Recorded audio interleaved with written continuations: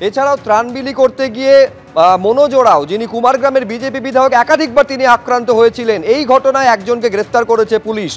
মনোজ ওরাও তিনি 8 জনের নামে অভিযোগ দায়ের করেছেন, কিন্তু যাদের নামে তিনি অভিযোগ দায়ের করেছেন তাদের কাউকে গ্রেফতার করা হয়নি বলে বিজেপির দাবি। মঙ্গলবারের ঘটনায় একজনকে গ্রেফতার করা হয়েছে। ধৃতের নাম আশুতোষ মণ্ডল। তিনি এলাকায় তৃণমূল কর্মী হিসেবে পরিচিত, যদিও তার নামে কোনো অভিযোগ দায়ের করেননি বিজেপি বিধায়ক। যদিও হামলার সময় এলাকায় দেখা গিয়েছে আশুতোষ মণ্ডলকে।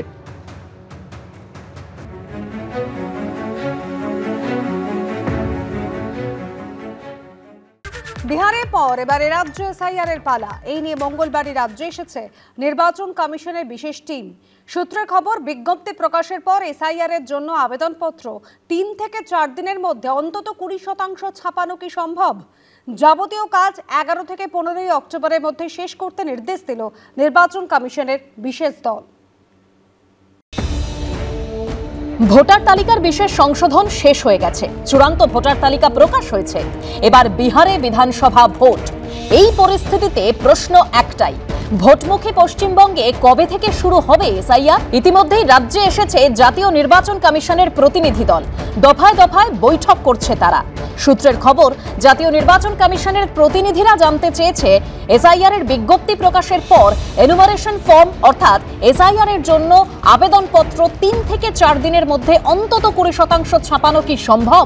যাবতীয় প্রস্তুতি 11 থেকে 15 অক্টোবরের মধ্যে শেষ করতে নির্দেশ দিয়েছে নির্বাচন কমিশনের বিশেষ দল।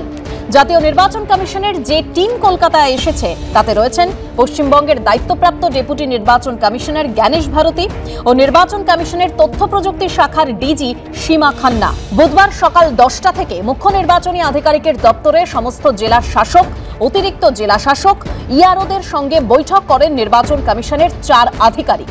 উপস্থিত ছিলেন মুখ্য নির্বাচনী আধিকারিক মনোজ কুমার আগরওয়াল।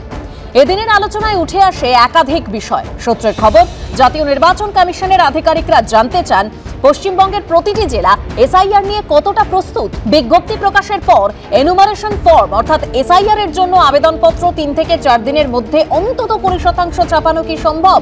সেই প্রস্তুতি কতটা এগিয়েছে? সূত্রের খবর, বিহারের প্রসঙ্গ উত্থাপন করে কমিশনের কর্তারা জানিয়েছেন নিয়ম না মানায় বিহারে একাধিক অফিসারের বিরুদ্ধে কড়া পদক্ষেপ নেওয়া হয়েছে। বিকেলে জাতীয় নির্বাচন কমিশনের আধিকারিকরা যান রাজারহাট জেলা পরিষদের অডিটোরিয়ামে। রাজারহাট, গোপালপুর ও রাজারহাট নিউ টাউন বিধানসভার প্রায় 600 জন বিএলওকে নিয়ে বৈঠক করেন তাঁরা। সূত্রের খবর, বৈঠকে একটি প্রশ্নের উত্তরে ডেপুটি নির্বাচন কমিশনার জ্ঞানেশ ভারতী জানান, সুপ্রিম কোর্টের নির্দেশ অনুযায়ী আধার শুধু পরিচয়পত্র, এটা কোনো ঠিকানা বা নাগরিকত্বের প্রমাণ নয়। বিএলওরা আধার কার্ডকে আরেকটি পরিচয়পত্র হিসেবে গণ্য করবেন। এর বেশি আধার কার্ডকে গুরুত্ব দেবে না জাতীয় নির্বাচন কমিশন। সূত্রের খবর, নির্বাচন কমিশনের তথ্য প্রযুক্তি শাখার ডিজি সীমা খান্না বৈঠকে বলেন, বুথ লেভেল অফিসারদের অনেক ক্ষমতা, আপনারা নিয়ম মেনে কাজ করুন। আরে কিছু না, বিএলও যেটা আছে গাইডলাইন কি আছে, সার্কুলার কি আছে, বিএলও কিরকম কাজ করবে, বিএলও কোনো প্রবলেম হচ্ছে না হচ্ছে, বিএলও কোনো প্রবলেম এইসব জিনিস আর কি আছে, জেনারেল জিনিস ছিল। ভিতরে যখন বৈঠক চলছে, বাইরে তখন প্ল্যাকার্ড হাতে বিক্ষোভ দেখান কয়েকজন। আমার ভোটের নামটা কেটে দিয়েছে। মাসখানে আগে বাড়িতে গেছিল চেক আপ করতে, তখন ভোটটা কেটে দিয়েছে। কাউন্সিলরের কাছে গেছিলাম, কাউন্সিলর দেখে বললো হ্যাঁ তোমার নামটা কাটা গেছে। নো এসআইআর প্ল্যাকার্ড নিয়ে এদিন মুখ্য নির্বাচনী আধিকারিকের দপ্তরের সামনে বিক্ষোভ দেখায় দেশ বাঁচাও গণমঞ্চ। রুমা পাল, সমীরণ পাল, অর্ণব মুখোপাধ্যায়ের রিপোর্ট, এবিপি আনন্দ। এসআইআর প্রস্তুতি খতিয়ে দেখতে রাজ্যে হাজির নির্বাচন কমিশনের বিশেষ টিম। এই আবহে আবার তালিকা থেকে প্রায় 1,20,00,000 অবৈধ ভোটারদের নাম বাদ যাবে বলে দাবি করলেন বিজেপি সাংসদ শান্তনু ঠাকুর। শান্তনু ঠাকুরের এমন মন্তব্যের পাল্টা জবাব দিয়েছে তৃণমূল। আর অন্যদিকে সাংবিধানিক প্রক্রিয়ায় এসআইআর হলে কোনো আপত্তি নেই বলে প্রতিক্রিয়া কংগ্রেসের। রাজ্যে যখন নির্বাচন কমিশনের বিশেষ টিম, তখন এসআইআরে কত নাম কাটা যাবে তা নিয়ে ভবিষ্যৎবাণী শোনা গেছে বিজেপি সাংসদ ও কেন্দ্রীয় জাহাজ প্রতিমন্ত্রী শান্তনু ঠাকুরের গলায়। এসআইআরে কমপক্ষে 1 থেকে 1,20,00,000 মানুষ যারা অবৈধভাবে ভোটার হিসেবে পশ্চিমবঙ্গের মাটিতে আঁকড়ে ধরে বসে আছে তারা কিন্তু বাদ যাবে। সেখানে রোহিঙ্গা মুসলিম, বাংলাদেশি মুসলিম, ভুতুরে ভোটার, এরা কিন্তু কোনোভাবেই পশ্চিমবঙ্গে আর ভোট দিতে পারবে না। ও প্রমাণ দিক যে 1,20,00,000 লোক যদি রোহিঙ্গা হয় তো ও যে এতটা ডিটেলস যদি জানে তাহলে ওইগুলো সবও জানে, ওকে সঙ্গেও মিলেমিশে আসে, তাহলে মানে কি করে বলবো, আমরা তো জানি না। সাধারণ মানুষের বিভ্রান্তি। মৌলালী যুব কেন্দ্রে বুধবার দলের বিএলএদের প্রশিক্ষণ শিবিরের আয়োজন করে কংগ্রেস। সাংবিধানিক প্রক্রিয়ায় এসআইআর হলে আমাদের আপত্তি নেই। অসাংবিধানিক পদ্ধতিতে পলিটিক্যালি মোটিভেটেড এসআইআর করতে গেলে তার আমরা নিশ্চিতভাবে বিরোধিতা করব। আমরা মনে করি যে জেনুইন কোনো ভোটার যাতে বাদ না যায়। এসআইআর শুরু হওয়ার আগে থেকেই পশ্চিমবঙ্গে শুরু হয়েছে রাজনৈতিক বাকযুদ্ধ। তাহলে শুরু হওয়ার পর কি হবে? সমীরণ পাল ও অর্ণব মুখোপাধ্যায়ের রিপোর্ট, এবিপি আনন্দ। কেষ্টপুরে খাল থেকে উদ্ধার হলো 5 বছরের শিশু কন্যার মৃতদেহ। প্রতিবেশীদের দাবি, বাড়ির সামনে খেলছিল 4 ও 5 বছরের 2 শিশু। হঠাৎ দেখা যায় 4 বছরের ছেলেটি সামনের খালে হাবুডুবু খাচ্ছে। সঙ্গে সঙ্গে তাকে হাসপাতালে নিয়ে যাওয়া হয়। অবস্থা সংকটজনক। আর এর কিছুক্ষণের মধ্যেই খাল থেকে বাচ্চা মেয়েটির মৃতদেহ উদ্ধার হয়।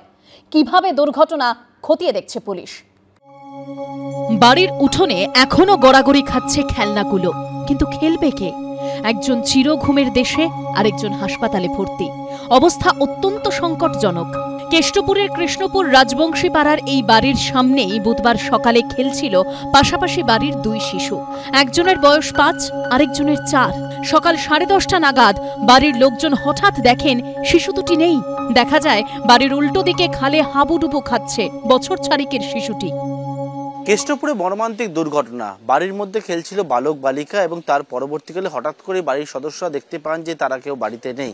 এর পরবর্তীকালে এই যে বাড়ির যেখানে ঠিক বাড়ির সামনেই এইরকম ছোট্ট অংশ রয়েছে, তার পাশে একটা খাল রয়েছে। সেই খালে যখন দেখতে পায় যে বালককে ভাসতে, বালককে সঙ্গে সঙ্গে উদ্ধার করা গেলেও বালিকাকে যখন উদ্ধার করা হয় হাসপাতালে নিয়ে গেলে চিকিৎসকরা মৃত বলে জানায়। বাচ্চাটাকে পাওয়া যাচ্ছে না। এবার স্বাভাবিক তখন জল আছে, জলের মধ্যে খুঁজতে হবে।